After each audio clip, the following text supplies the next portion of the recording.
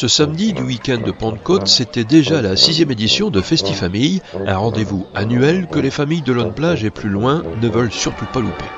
C'est un moment festif où petits et grands peuvent s'amuser ensemble à travers différents univers de jeux. C'est aussi un moment de convivialité, une sorte de parc d'attractions éphémère qui durant toute une journée met les participants en mode lâcher-prise du quotidien. L'idée de cette manifestation, c'est d'accueillir l'ensemble de la population launoise et les extérieurs autour d'une manifestation autour du jeu, ouverte à tous, gratuite surtout. Festifamille est donc une journée exceptionnelle concoctée par le centre socio-culturel Dulcie September en partenariat avec la ville de Lonne-Plage, et ce n'est pas parce que c'est gratuit que le contenu a été négligé. Sur l'espace plein air, on trouve pas moins d'une vingtaine de structures gonflables dans lesquelles les enfants s'en donnent à cœur joie. Pour les enfants, effectivement, on a beaucoup de jeux gonflables, mais en fait, l'idée première, c'est de créer des animations aussi par tranche d'âge, pour éviter justement les chocs entre enfants sur une structure gonflable, mais en même temps aussi proposer des attractions, des jeux où la famille peut jouer ensemble.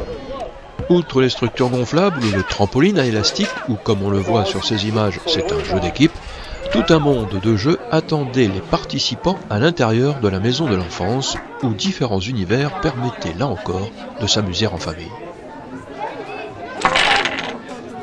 On a pour les plus grands, pour les adultes, tout un espace bistrot dans lequel on peut retrouver des flippers, un jeu de palais et plein d'autres choses.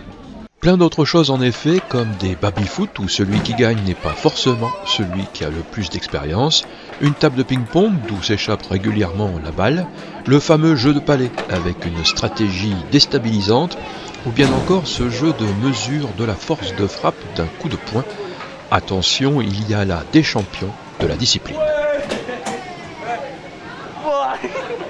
Toujours dans cet espace bistrot, des jeux vidéo anciens que les moins de 30 ans n'ont pas connus, des jeux plus récents qui permettent de rejouer la Coupe du Monde de football, un peu plus loin une initiation à la conduite d'une moto futuriste ou bien encore ce jeu vidéo où le joueur est embarqué dans une guerre interstellaire. Le principe, c'est simple, il faut tirer à peu près sur tout ce qui bouge. Les plus petits avaient aussi leurs espaces de jeu, notamment ici avec une activité motricité ou bien encore là dans une promenade hippique, tandis qu'ailleurs on s'adonnait à la pêche au canard de bain. Tout un bataillon d'agents de la ville et de bénévoles ont rendu cette journée possible. Effectivement, j'ai beaucoup de partenaires qui viennent en préparation du Festifamille. Le jour J, une quarantaine de bénévoles, une quarantaine de salariés. On est 80-90 à encadrer la manifestation.